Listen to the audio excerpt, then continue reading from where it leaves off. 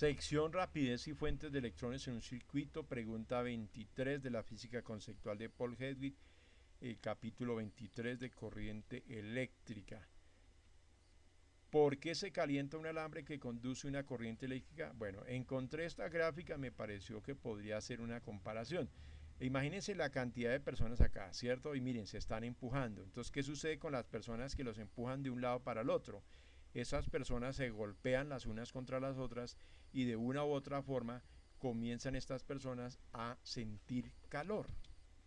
Entonces es algo parecido en un conductor. Imaginemos esto aquí, un conductor y está lleno de electrones y se están golpeando los unos con los otros. Entonces, bueno, analicémoslo desde la energía eléctrica.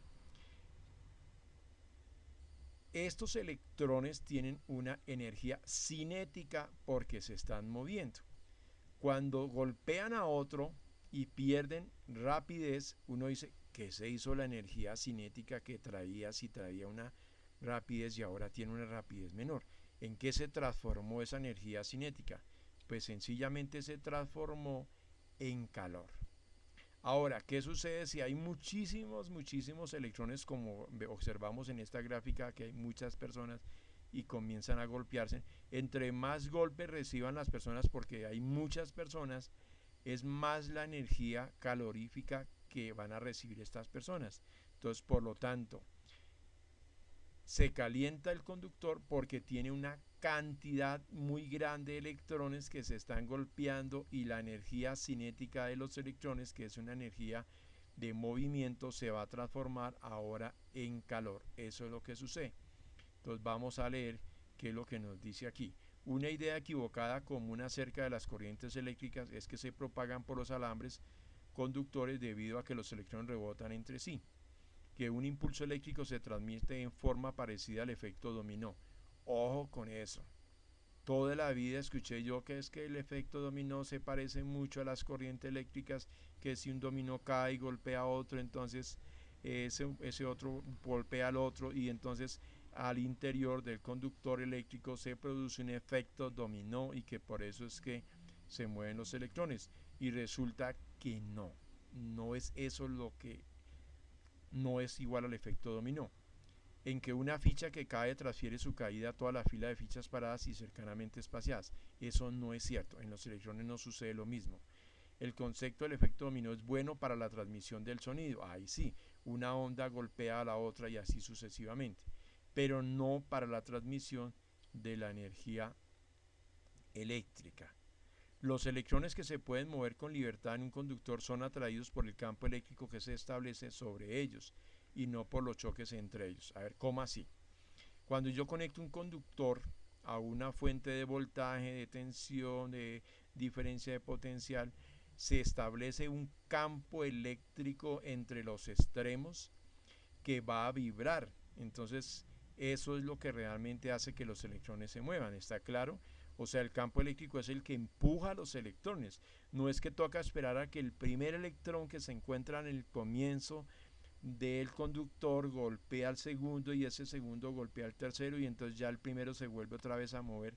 No. En el momento en que se establece la diferencia de potencial, el campo eléctrico va a mover muchísimos electrones todos simultáneamente y así como entran van a salir. Entonces, es cierto que chocan entre sí y con otros átomos, pero eso lo desacelera y constituye una resistencia para su movimiento, que en el anterior decíamos que esos choques producen calor, porque al perder velocidad los electrones, esa energía cinética se convierte en calor. Los electrones en toda la trayectoria cerrada de un circuito reaccionan todos en forma simultánea con el campo eléctrico, eso es lo que estaba diciendo. O sea, no es que hay que esperar que el primero golpee al segundo, no. En el momento en que se establece una diferencia de potencial en los extremos del conductor, produce un campo eléctrico que hace que simultáneamente comiencen a moverse al mismo tiempo, no por efecto de un golpe con el otro, sino por efecto del campo eléctrico. Entonces, en conclusión, saquémonos la idea de que la corriente eléctrica es igual o parecida al efecto dominó. No, aquí no se necesita de que un electrón golpee a otro para que estos se estén moviendo. sino que sencillamente se establece. Eso es como, por ejemplo, digamos, vamos a dar la idea.